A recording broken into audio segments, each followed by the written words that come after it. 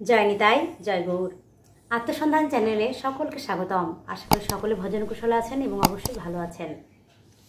আমরা ভক্তি মার্গের যে প্রধান দিক সেটি হচ্ছে ভগবানের ভজনা, এবং ভগবানের ভজনার ক্ষেত্রে প্রথম যে অভ্যাস সেটি হচ্ছে ভগবানের উপবাস, অর্থাৎ উপবাস ব্রত।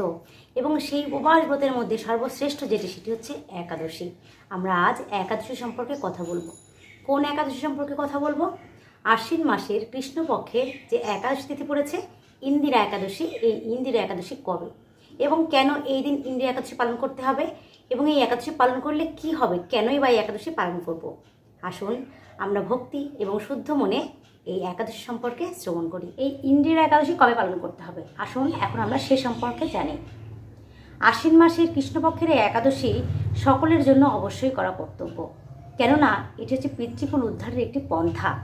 যাদের পিতৃলোকেরা গত হয়েছেন, তারা যদি নিম্নজনী প্রাপ্ত হয়ে থাকেন অথবা তারা যদি কোনো কষ্টে থাকেন, এই ইন্দিরা একাদশী পালনের মাধ্যমে আপনি সেই ব্রতের ফল তাকে অর্পণ করলে তিনি তার যে পরমার্থিক উন্নতি সেটি সে সাধন করতে পারবে এবং তার আত্মার উত্তরোত্তর সমৃদ্ধি বা তার ঊর্ধ্বজনী প্রাপ্তি হবে, সে নিম্নজনী প্রাপ্তি হবে না এবং তার কষ্ট লাভ হবে।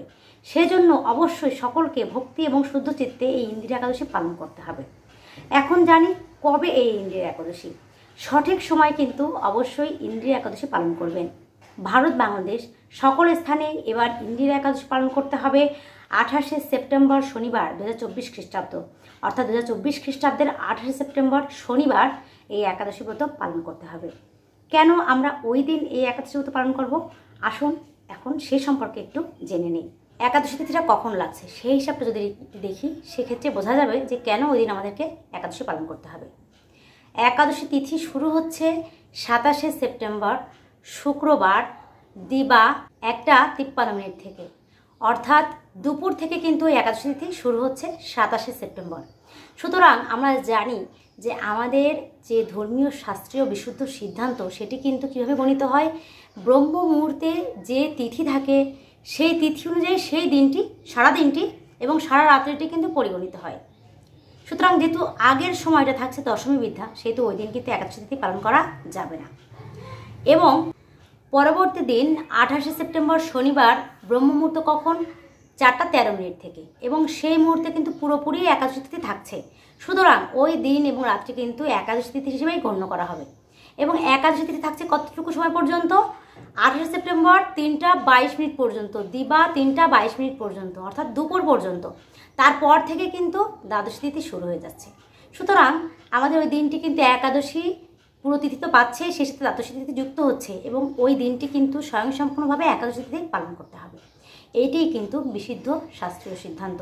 এবং চন্দ্রপঞ্জিকা অনুযায়ী, রাধাকুণ্ডের পঞ্জিকা অনুযায়ী, বৈষ্ণব পঞ্জিকা অনুযায়ী সবই কিন্তু একইভাবে আসছে যে ওই একই দিনে এই একাদশী তিথি পালন করতে হবে এবং পরবর্তী দিন ভোরে যথাসময়ে পালন করতে হবে।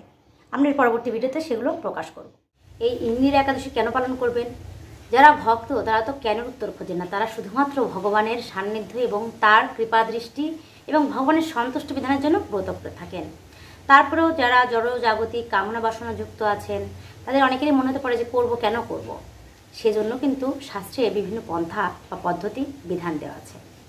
এই ইন্দিরা একাদশী আপনি যদি ভক্তি এবং শুদ্ধ চিত্তে পালন করেন তাহলে সকল পাপ বিনষ্ট হবে, অর্থাৎ এই ব্রতের প্রভাবে আপনার সকল পাপ বিনষ্ট হবে। এরকমই কিন্তু শাস্ত্রে, অর্থাৎ একাদশীর যে মাহাত্ম্য রয়েছে সেখানে কিন্তু বর্ণিত আছে। এছাড়া আপনার যে পূর্বপুরুষরা, অর্থাৎ পিতৃপুরুষগণ যারা গত হয়েছেন, তারা যে নিম্নজনী প্রাপ্ত হতে পারেন তাদের বিভিন্ন কর্মের কারণে, সেক্ষেত্রে আপনি এই একাদশী ব্রত পালন করে সেই ফল যদি তাদেরকে প্রদান করেন, সেই ক্ষেত্রে তারা কিন্তু সেই নিম্নজনী আর প্রাপ্ত হবেন না, তারা তাদের কষ্ট লাঘব হয়ে যাবে। এছাড়াও এই একাদশী ব্রত যদি আপনি পালন করেন অথবা এই একাদশী ব্রত মাহাত্ম্য আপনি শুদ্ধ চিত্তে শ্রবণ করেন, শুধুমাত্র এর মাহাত্ম্য শ্রবণেই আপনার সামবেদীয় যজ্ঞের ফল লাভ হবে। এছাড়া এই ইন্দিরা একাদশীর মাহাত্ম্য পাঠ এবং শ্রবণে আপনার সকল পাপ বিনষ্ট হয়ে বিষ্ণুর প্রাপ্ত হবেন। এভাবেই কিন্তু মাহাত্ম্যে বর্ণিত আছে। সুতরাং সকলে শুদ্ধ চিত্তে এবং ভক্তি সহকারে অবশ্যই এই ইন্দিরা একাদশী আমরা পালন করব এবং সঠিক সময়ে পালন করব।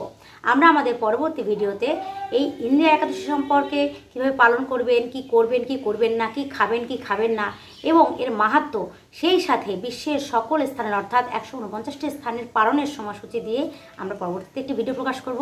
আমাদের সাথেই থাকবেন এবং ভগবানের কথা এবং ব্রত প্রচারে সামিল হয়ে আমাদের সাথে যুক্ত থাকবেন। আপনারা যদি চ্যানেলটিতে নতুন থাকেন তাহলে অবশ্যই চ্যানেলটি সাবস্ক্রাইব করে রাখুন, এবং যারা অলরেডি সাবস্ক্রাইব করেছে তাদেরকে অসংখ্য ধন্যবাদ। কৃষ্ণ কথা প্রচারে সামিল হন। ভিডিওটি ভালো লাগলে লাইক করবেন এবং শেয়ার করে অন্যকে জানার সুযোগ করে দেবেন, এবং সকলকে নিয়ে এই ব্রত উপবাস করবেন। সকলে ভালো থাকুন এবং সুস্থ থাকুন, এবং আপনাদের মূল্যবান মতামত অবশ্যই আমাদেরকে কমেন্ট বক্সে জানাবেন। আমরা কিন্তু প্রশ্নোত্তর দিয়েও একটি ভিডিও প্রকাশ করব। জলদি জলদি আপনার যদি কোনো প্রশ্ন থেকে থাকে একাদশী সংক্রান্ত, তাহলে অবশ্যই আমাদের কমেন্ট বক্সে জানান। ভালো থাকুন, সুস্থ থাকুন। জয় নিতাই, জয় গৌর।